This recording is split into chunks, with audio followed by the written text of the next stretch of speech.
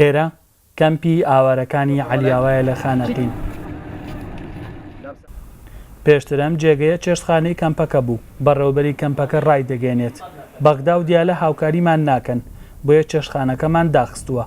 زیاتر لە 2 مانگە وەک جاران ئاوارەکان بەسکی تێرەوە سەر نانێنەوە.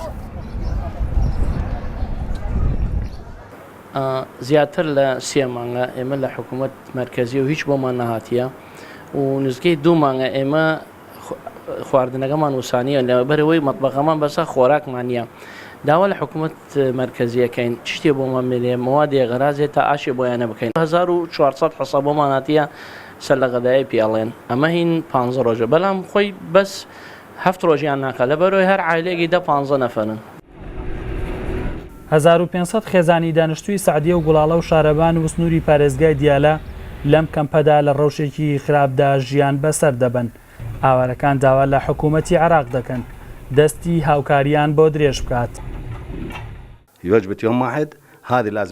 ئەوەی کە دەیبینن لە پشتەوە بەش یەک ژەمە بەڵام دەبێت بەمانجێک دابەشی بکەین. بە حکوومەت دەڵێم کوا مافەکانمان 1500 خێزان بەم خۆراکەکەمە چۆن گوزەران دەکات. نە حکوومەت نە وەزارەت کەس سەردانمان ناکات. پێشتر ئەمە چێشتخانە بوو نانی بەیانی نێوەڕۆ و شەوانیان بۆ ئەو لێ قەوماوانە دروست دەکرد. زیاد لە 2 مانگە داخراوە بەهۆی نەبوونی پێداویستیەوە.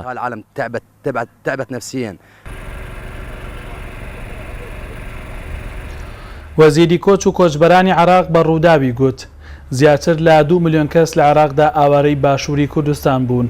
لە دهۆکەوە تاوەکو خانەقین نزیکەی 20 کەمپ هەیە ناتوانین بە پێی پێویست هاوکاری ئاوارەکان بکەین. لە زۆر مناسبەتە ئەوتومانە وەزارەتی کۆچ و کۆچبەران ناتوانێت هەموو مانگێک و هەموو کاتێک و هەموو خێوەتگەیەک هەموو شتەکانی بۆ دابین بکە. ئەو خێوەتگەی جەنابتان باسیەکەن لە عالیاوە لە خانەقین پێرە ئێمە نزیکەی 100 تۆن خۆراکمان ناردووە بۆ ئەوەی کە دابەش بکرێ و بەردەوامی شەبین ئینشەڵڵا لەسەر ئەو یارمەتیان.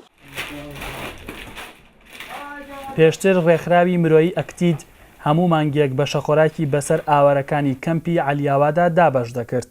ئەندامانی ئەو ڕێکخراوە ڕایانگەاندووە کەمی پارە وای کردووە هاوکاریەکان کەم بکەینەوە بۆ 2 مانگ جارێک.